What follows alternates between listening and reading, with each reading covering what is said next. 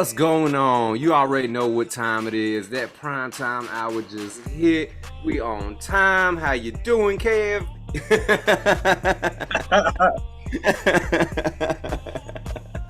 You already know what it is. That's why our podcast is live. I'm Tito P. I almost forgot who the fuck I was. Always with me is my man E. You already know how it's going. Yo, you got to write that shit down like on a little sticky note in front of your computer. Who you are? You are Tito P. You are not the special guest. You special. For real. Nah, you already know what it is, man. Hey, yo, man, let's pay the bills, bro. All right, yo. I'm sure you heard of this commercial already. 9cloudsup.com. Number 9cloudsup.com. Those are our boys in San Antonio, Texas. They got a smoke shop, but most of all, they got some clothes. They get these drops. They do these new drops that they put out just so often. They only make so much of it. Shit goes really fast. If you go to the number 9cloudsup.com and use promotion code WILD22, you can get 10% off on any official merch at 9cloudsup.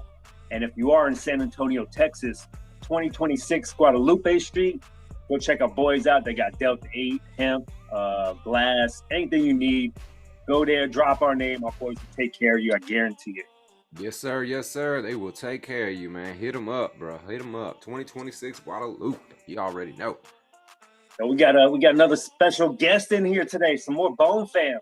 Keeping it going with the Bone fam, bro. You already know. Who we got in our waiting room? Let's go ahead and let him in, bro. Got our man Dizzy. You know what he is. You know who he be. You follow the Bone fam, you already know who the man is. Hell yeah. Yo. Audio's connecting? Yeah, he connecting. He got it. Can y'all hear me? Yes, sir. What's going on, gentlemen? What's happening, bro? What's happening? Glad to be with you right now, man. Man, I'm happy to be on the show with you. Tito, I thought you were Pitbull till just now, dog. My man, appreciate you. You just look like every cop that's pulled me over, bro. Yo, all white people look the same. I can admit it. Yeah, exactly. I didn't know if I want to dance or show you my ID. I didn't know what to do. But glad to be on here, man. Thank you for inviting me on. Appreciate you, no man. doubt, man. Appreciate you. Yo, thank Zombie Dave on Twitter. He told me to reach out to you. He said you'd probably be a really good guest on here. Oh, that's what's up. Well, that's my agent, so he's doing his job. You know what I'm saying? Yes. That's my agent. Yo, I'm trying to figure out why you're in Tampa right now? Yeah. Like, I'm looking out my window. It's not as bright as it is by your window. And I'm only an hour away from you right now. I'm like, what the fuck's going on over there? Yeah, it does look bright as hell. It's not really that bright. I don't know why it looks so bright back there. But yeah. Yeah, I live in town and country area.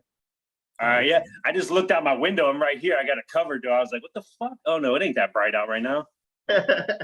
I can't afford curtains. So, you know what I'm saying? Just got the blind set up right here.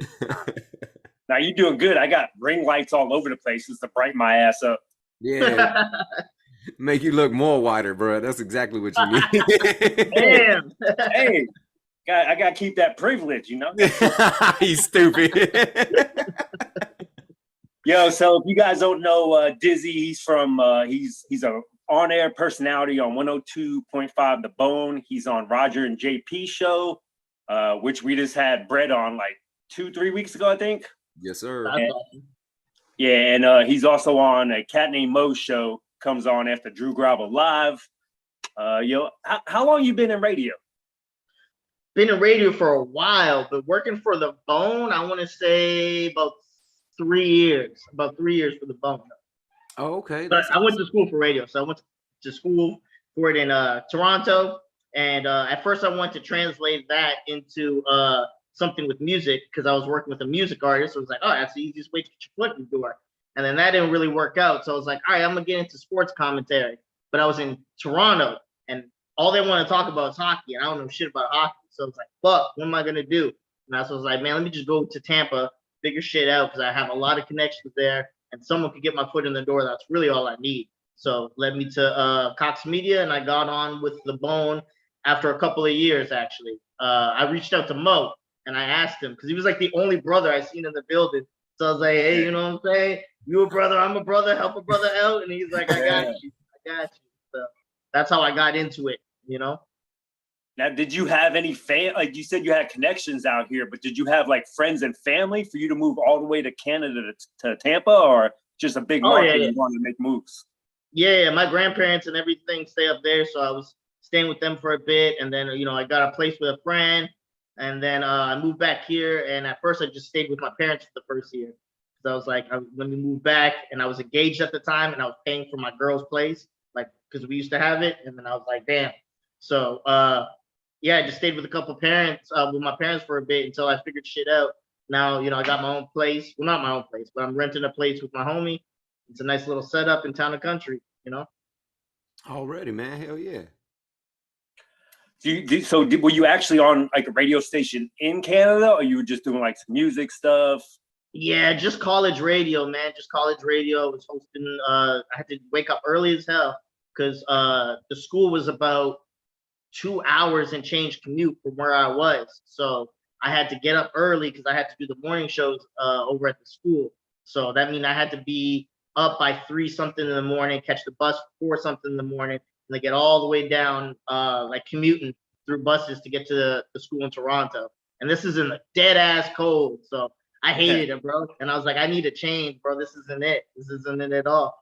So I'm so glad to come back here and not have to deal with the cold. Because I don't know if you all live somewhere cold where it snows and shit, but it's not fun at all. Nah, man. Y'all in Florida, I'm in South Texas right now, bro.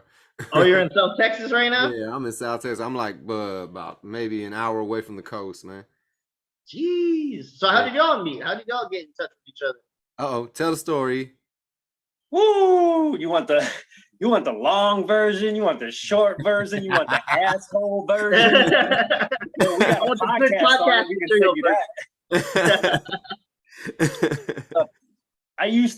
We both used to fuck around with the Billy Madison show a lot back in the day. Like when they first got over to the Bone, that's when I discovered them. And Tito, he was in Texas, so he already knew about them. And I started listening, started calling in a lot. Started getting familiar with everybody over there to the point that I ended up moving out there for like 3 months. Yeah. I kind of was like getting the impression that like if I was out there, I'd be able to get on Billy's show at one point. I was getting those kind of vibes. I was getting those kind of talks. Things didn't end up working out, so I moved back here. But me and Tito and his wife, we all connected really tight, kept in touch. Next thing you know, we started doing this podcast like, I don't know, about 2 years ago. How long has it been? Yeah, man. Yeah, I think so. I think it has been 2 years. Damn, we really been doing this for 2 years. Damn, that's wild. It's fun though, right? Just getting to talk trash with your homies and shit, and just Oh yeah, man. See, yeah, like originally that's what it was supposed to be. Like just getting together. Because like all the listeners would get together, and then like people would miss out and all the chat. You know what I mean? And it's like, oh man, y'all missed out on this. Y'all missed. It's like, you know what? We should do a podcast and just cut it up so everybody can tune in and spit. Yeah, yeah, I like that. That's smart. That's a good idea. You saw a market, you're like, what the fuck are we doing? We might as well go do this. You know what I'm saying? Have some fun, chop it up. Yes, it's like barbershop talk y'all have. That's what's up. Exactly.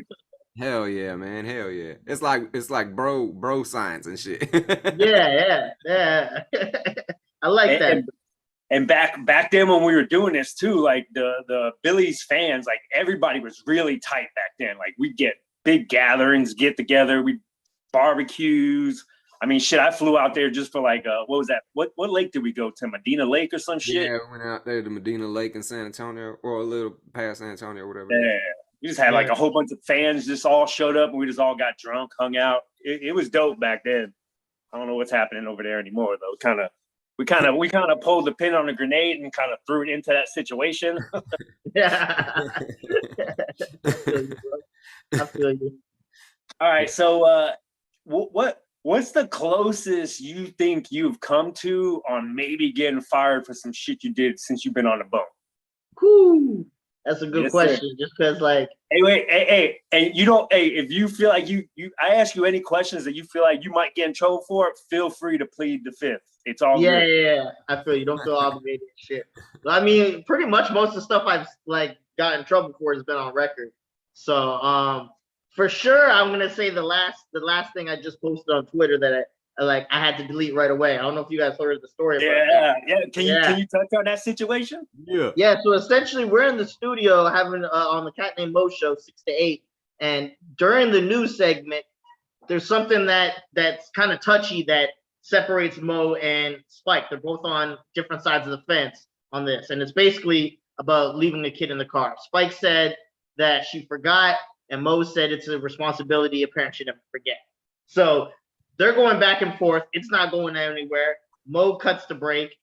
They're still going at it. And they get to the point where I'm like, something might fucking happen right now. So I take my phone out and I was like, I'm just like this in the corner, just chilling, and I'm just watching them both, seeing where it's gonna get at. I'm like, oh man, JR takes out Spike. I'm talking to Mo, they calm them down. I splice up the video and I told them this. I was like, bro, I'm gonna post this video because I haven't. They're like, all right, cool. So I splice up the video and I add a Boondock segment on it. So I don't know if you guys ever watch Boondocks, but they have a segment where they're like, you're about to experience a nigga moment. So I cut that together, put it on the thing because it went perfectly. And I tagged everyone, Mo, Spike, JR, and 1025 The Bone. So when I posted, Mo's like, nah, bro, take that down, take that down. I was like, really? He's like, yeah, man, don't post that. You'll get in trouble. And I took it down kind of reluctantly at first because I was like, man, it was funny. And then the next day, Mo shows me the text, and Brandon was like, yeah, if he didn't take that down, he would have been fired. There's no ifs, ands, and buts. So shit, glad I took that shit down, bro. Hell yeah, so, man. Yeah, God, man. I was just trying to be funny. But... Yo, so if you would have took out the stuff that you added to it and just posted a video, you think that would have been all right? Yeah, and that's to their credit. That's what I think they thought I was just going to do. They didn't think I was going to go the extra mile with it. And that was what my intent was to do. When I thought about it, I was like, I should add a little something, some production value. So I did that. But if I would have just added the video, they would have been, I would have got fired. You know what I mean? Brennan would have been maybe upset and be like, you guys shouldn't have posted that. But we were all on board for me to post that video, just the video. So, I kind of went off script, but it's all right. That's what I did. I feel like you need to repost that video. Just don't add it next time because I think it would have got tons of views. Oh, yeah. Definitely. And I was talking about that, but then after some time, Mo was like, nah, man, let's just not put it up there because, we the brothers. And then if we post that, everyone's be like, of course, the brothers are fighting. That's how they do it. So okay, I'm like, okay, I got you, dog. That's why it's never seen the light of day. But, I'll send it to y'all. Y'all can see it. And then I'll be like, hey, they posted it. I can't do nothing, Mo. Hey, you should tell people this is real, raw radio. You've seen real, raw shit behind the scenes. Like Exactly. So, and I think people respect that. They much rather see like, all right, yeah. They got into it, but they got, they were cool right after that. It shows that we are just like y'all. We have disputes. We get into it. But at the end of the day, we're like, man, that was stupid. Let's move on, Yeah, it is cool sometimes to pull the curtain back the way everybody can see what's really going on. You know what I mean? That's dope. Yeah. I think those are some of the best moments at the radio stations when you see like stuff behind the scenes. You're like, damn. Speaking as a listener, like, hell yeah, that's the shit I want to hear. Right? Exactly. 100%. Yeah. What about the when COVID was strong and they had the plastic shields up in between people? Like, what about that situation? Yeah, me and Monica were in studio and we were like, man, this is stupid, man. These stupid plexiglasses, and we're like, how long is it gonna be up? And then like we may as well have fun with it. So we started like writing stuff on there. Like I think the first thing I wrote down was like, make Dizzy full time, and I pointed down at me. So if you were looking at Bone TV, you would see that. And then we just started getting wild with like the ideas. And for some reason, we started talking about the movie Superbad and all the you guys seen Superbad, right? Where the guy goes and does all the different types of dicks. So I started doing that, Like I made like a banana peel dick, and then like a regular dick, and then like just a bunch of dicks for no reason. I just thought, all right, this is funny. And it was a time at the studios where like everyone was kind of on edge, and like we were in a different thing where it's like now we have to do tests, we have to wear masks, and like it's limited people in the studios, and now it's like limited contact. So like we were trying to still have fun with like our coworkers, even though we couldn't see them that much. So I left it up for Drew and John, and I was just showing them, and I was like, "You want me to wipe it off?" They're like, "Hell no, leave that. That's hilarious, bro." I was like, "Say less. I'll clean it up tomorrow." Yeah. Wake up the next day. I'm doing like morning chores, and John Brennan calls my phone. Answer, and I already know what this is about before he even says anything. So I'm like, "What's going on, John?" And he's like, he just does like this big sigh, and he's like, "Ah." It has to be dicks, man. I'm like, oh, bro, my bad. And I kind of explained to him, and he's like, I get it, but he goes, it's like other people complained. And out of nowhere, later that day, Mike Calta called me, and he's like, hey, man, I heard all about it. He's like, I got your back. He goes, whoever complained, they're not going to be able to get you in trouble, because he's like, I got your back. People are being real soft. It was a funny joke. No harm done. I was like, thank you, bro. So, that's one thing I can say about the Bone is like, if people have your back and they like you, they will definitely like go to bat for you. And I learned that early on when I started making mistakes, right? Because, Nice. I was just trying to be funny. And I was like, people knew that. He wasn't trying to do no harm, just trying to be funny. We should have his back. And that's one thing I definitely like about the Bone, that if people fuck with you, they got your back. Hell yeah, that's badass, man. Ain't nothing like knowing people got in your back like that. Shit, hell yeah, coming for you, that's dope. Exactly. Especially Mike got billboards. Yeah, dude, like you said, Mike Calta came to, it was like, everything's cool. It's like, all right, hell yeah, shit. I guess everything cool then.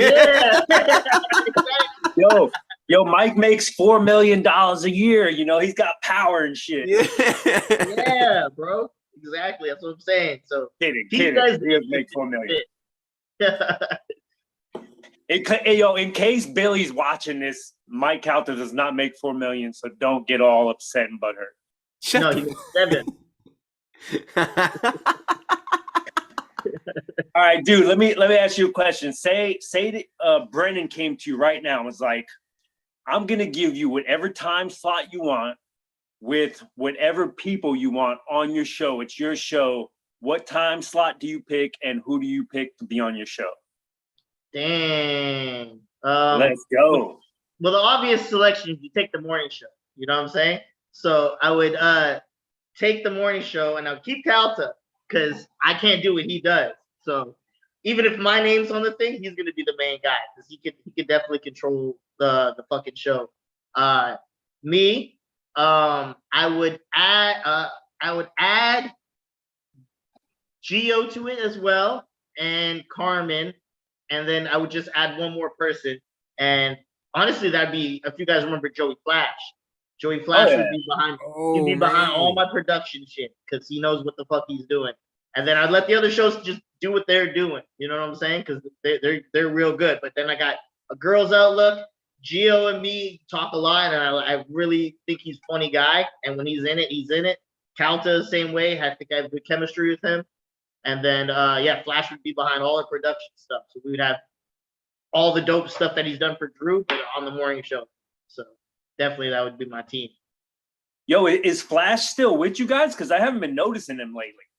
Nah, he left. He got full-time somewhere else. That's usually how we lose people. It's like they're getting paid full-time somewhere else, so they get going, which makes total sense, Oh, hell Because most people here, like the radio gig, you're not in it for money. Because the money's not extravagant unless you're the Calta, the Drews, the Roger JPs. They're the ones who get paid the big bucks. So the other people, we're just playing the game because we enjoy it, man, for the love of the game. Definitely. Hey, I always say, like, if I didn't get paid that much money, but I actually got to enjoy, like right now, like say me and Tito, we're making the same money we make at our real jobs. To do this, I don't make a lot. I'd be completely happy because this is something we enjoy to do. So you're winning. Yeah. Oh, yeah, man. Yeah. Oh yeah. Yeah, it's definitely fun, man. And I got to the point where like early on in the career, every time like when I was going on air, I was like, shit, about to go on, don't say this, think straight. And it's gotten to the point where I crack the mic. I forget like thousands of people are listening. I'm just being whoever the fuck I am. You know what I'm saying? I'm not even thinking that like, oh, this is airing out to tons of people right now. So I got into a comfortable stage in it, and I'm trying to just keep building on that. Because the key is to be yourself. People will see right through you if you're not who you are off air, on it. And I think that's one of the things people hate the most is when you just try to fake it. Yeah, 100%, no doubt, man. Yeah, man. Hell yeah. Now you did say mornings, but a lot of people say they don't like the mornings, like having to wake up that early every day, do prep before you get there. So you sure you'd want to do the morning shift, or like, I don't know, I feel like Drew's shift isn't too bad because you get the whole day to kind of chill, relax, come in, you're done by 6, then you got the rest of the night. I think if anything, I would shift it over to Roger and JP time slot. Because then Drew shows 4 hours, and that's a lot to do in the middle of the day, because especially the morning show and afternoon show probably talked a lot about stories that you want to use. And now you have to start mixing it up, coming up. And I think that's why like Drew has a lot of games, because he's like, let me not just do the news or do this. Let's be more interactive with the listeners. Let's do some games, you know? And that would be fun. But I think the morning show, you get all the people driving to work, get all those listeners. And that's kind of what you want at the end of the day. And I've told you guys, I've done the commute early morning, so that ain't shit to me, you know. And if I could get like a Calta situation where I just roll out of bed and go to my garage, but yeah, yeah, yeah. Dude, hell yeah, man. Just roll out of bed and jump on the mic. Oh man, yeah. What's going on? How y'all doing this morning? yeah. Yo, and Mike will still be late sometimes too. That's the funny shit. Yeah, right?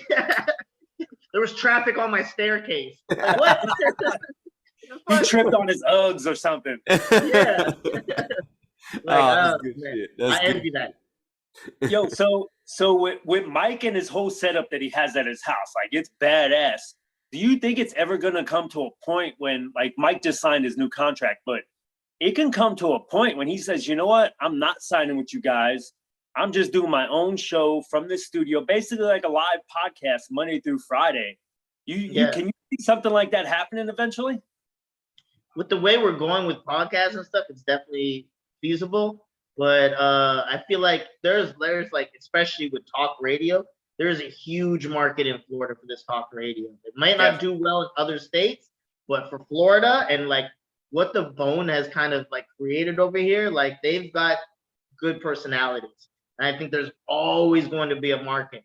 I think if anything, to get a lot of people back on radio, I think they need to make it where like we could start being more like open with how we talk. Like let us curse a little more, give us some more words we're able to say and content we're able to do.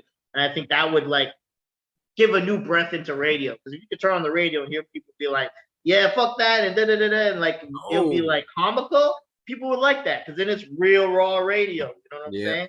So that's what I think that it should definitely go towards. But I think if they did want to do a podcast, that Mike has built such a huge amount of listeners, he could do that. But then when it comes to paying the rest of the crew out, I don't think you could have a great podcast and then pay 4 or 5 different personalities off of that one paycheck. You know what I'm saying? Even if you get good sponsors, that's a lot of money to split, man. A lot, you know? All right. So true or false? You went and seen, I don't know if it's your favorite soccer team recently? Yeah, definitely true. I went and got to see them play in Orlando. That was a pretty dope experience. You know, got to take my pops with me. He's the one who got me into the sport. Like all his family played at a high level. Like my dad played in Central American teams. My aunt played in the World Cup. My uncle like played like high level college and then some semi-pro. The furthest I made it was semi-pro in Canada. And then I started having so many knee injuries that I was like, nah, man, I don't want to get to like this 30s or 40s and not be able to do things I want because my knees are shot from playing so hard, you know? So I just stepped away. I was like, nah, man, I'm good on that. Let me just enjoy it. And I can smoke more weed and shit like that. So all right. So the true or false thing, I knew you went to the soccer game, but true or false, you about to two-piece some dude up that was sitting in your seat. Yeah, 100%, bro. Got there and I was already a little tipsy and shit. And we got to the seats and we were ready like a little late to the game because it was like crazy getting in. They didn't like security wasn't that good, so there was huge lines. Finally getting to the stadium and we're kind of rushing to our seats. And I'm seeing people from work and shit, and I'm like, hey, what's up? Gotta go. So as we're going down the aisle, they have a lot of people who come up from like the nosebleeds, and they'll try to stand in the aisle during the games so they could just watch it at a good spot. Nah. So we're getting past all these people, and we're getting to our seats, and go across, and it's two dudes in their seat, a dad and a son. The son, skinny as fuck, looks like Kermit the Frog.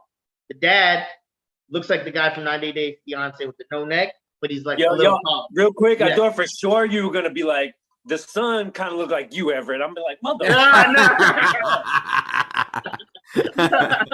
No, I would have been a little more like, all right, maybe I should try to, talk to this guy straight if he looked like you, because you look like you worked out and shit. This guy definitely did not look like he worked out. So get to the seats, and I'm like, my bad, bro, but these two are ours. All they could have done is just move over because there was like 3 open seats. And he's like, no, they're not. We bought these online. I was like, I don't care where you bought them, bro. I don't care if you got them as a birthday gift. Like, those are my seats. And he's like, well, we're here. Show me the proof because you're the one coming now. So they're trying to be like, well, you're late, so prove that it's your seats. So I'm like, well, we're doing this. I'm like, all right. And I get my phone out, show the seats. They see that mine's 139. That's where we're at. And they're 149. So I'm like, and he looks at his son. He's like, so we got to leave? I'm like, yeah, you got to fucking leave. Go finish this in concession or something. And they're like, he's like, what's your problem? I was like, bro, you guys were being an asshole when I was trying to get my seats. And now that it's not, you're still standing here. You didn't even apologize. Like, you're still standing here. Move. And then the dad said something else. I'm like, all right, so I'm going to have to move you. I'm going to have to move you myself.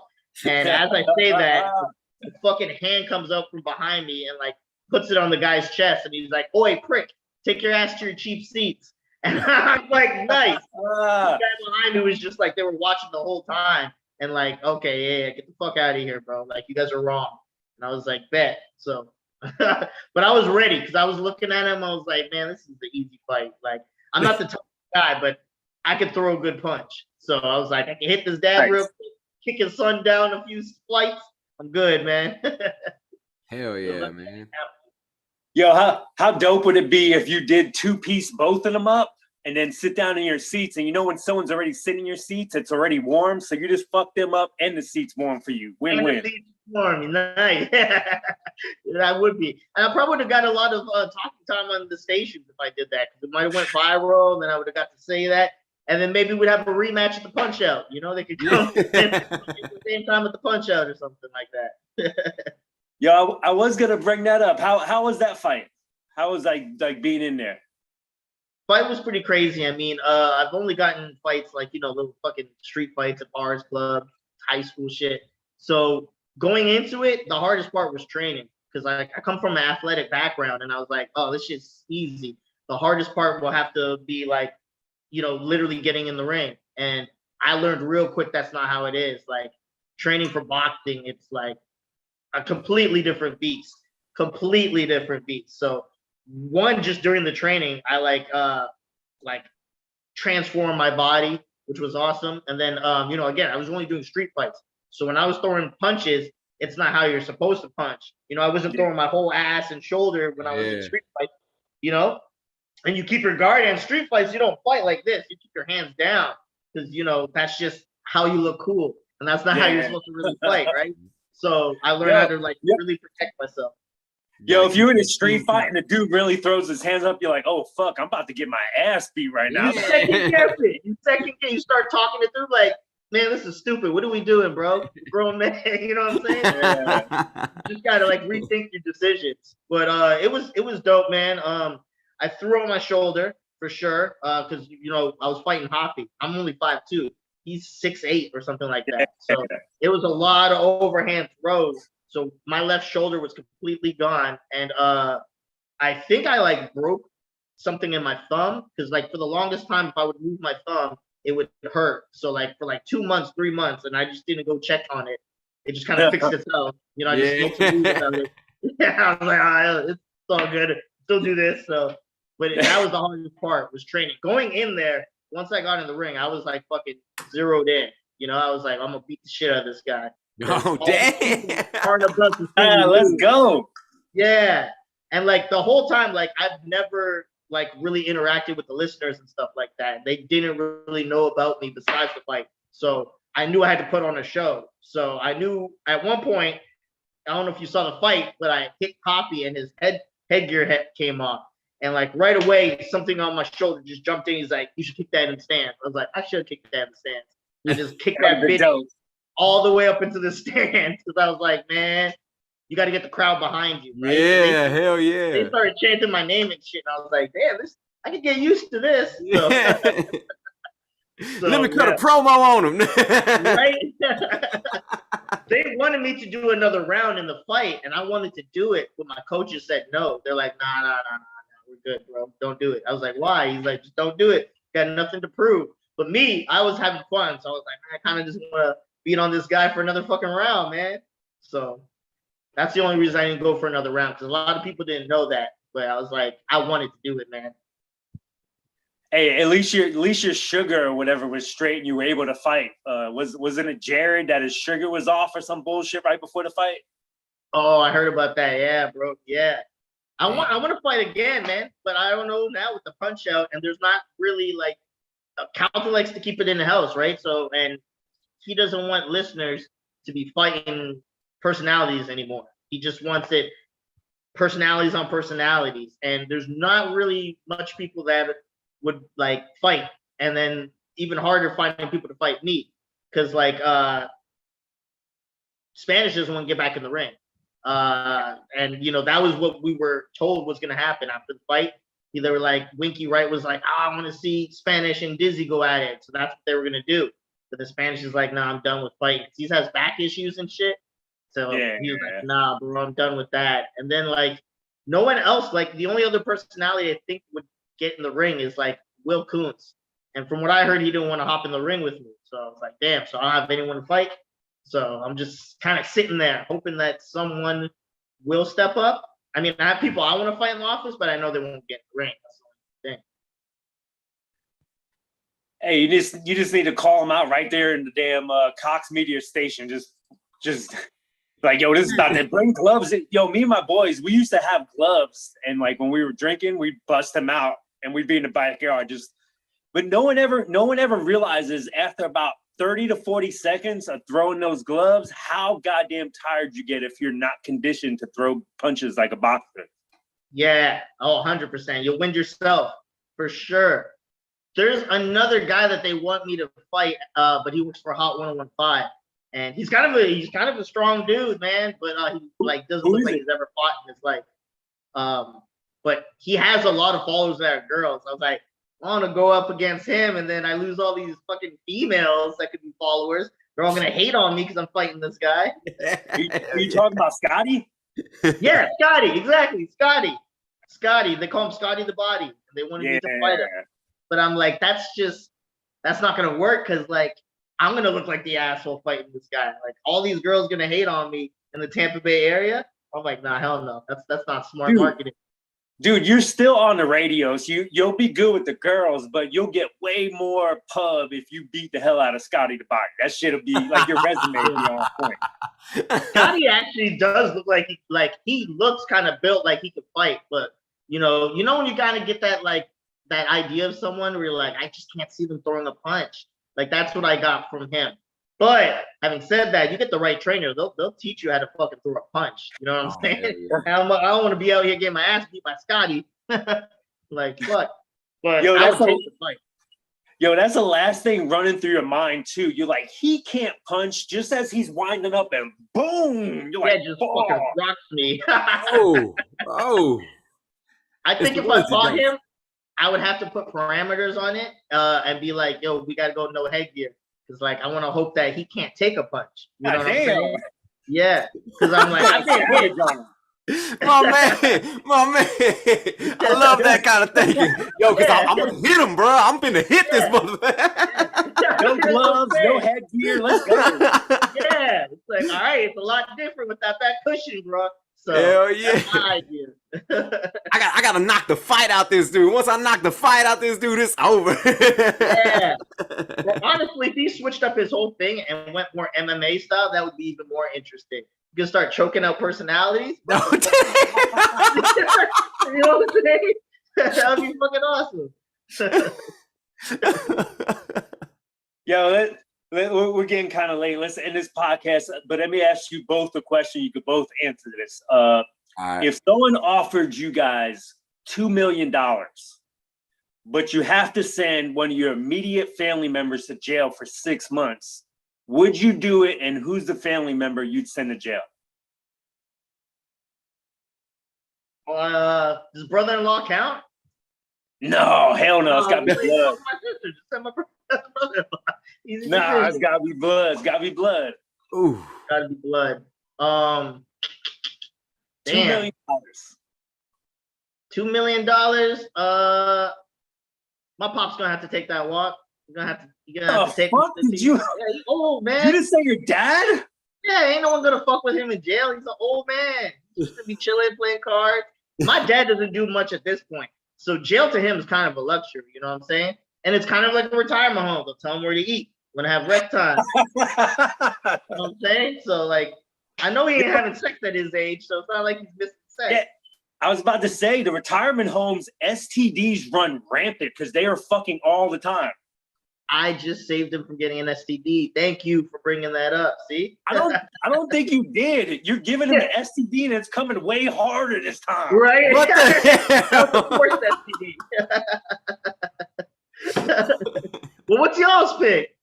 Yo, I'm the same. I'm picking Pops, bro. Prop gotta walk the mile. Yeah, man. Yo, hey, can I pick my Pops? Because he's dead, so. Yeah. He done Right? already walked the mile. As my dad goes in, I'm going, look at me. I'm captain now, right? Yo, I'm finding both of your dads and I'm sending this video because that's some foul shit, sending your dad to jail for $2 million. Yeah, I'll put some money on his books. He'll be all right. Hell yeah. Yo, Dizzy, shout out all your social media, your podcast, everything. Yeah, for sure, bro. So follow me at Dizzy for Mayor, all social media platforms. The Lazy Ass Podcast I do with a comedian friend of mine, a local comedian. His name is Jorge Gonzalez. Basically, we do kind of what you guys do, but together. We go on IG Live and do ours, and then just post it on IG Live. But I like the setup y'all got going, and I'm going to have to tell him, be like, bro, we should probably do what they're doing with the Zoom chats. Like, you guys like the setup, right? Like, you Oh, guys hell yeah, man. It's dope, Yeah. man. Yeah, definitely. But yeah, follow me on all those. Listen to me, Roger JP Show or Cat Named Mo Show. Already, man. I appreciate appreciate you you, coming on man. with us, bro. I appreciate you guys, man. Anytime, let me back on and have some fun with y'all. Already. 100, dude. Thank you. Appreciate it. Another one in the books. Y'all already know. Hey, man, go hit up 9 Clouds Up. Go get you a shirt. Go get you some glass. Y'all already know. Get you some CBD. Hey, y'all be cool, man. Promotion code WILD22 for 10% off. The number 9cloud.com. Y'all be cool. Peace.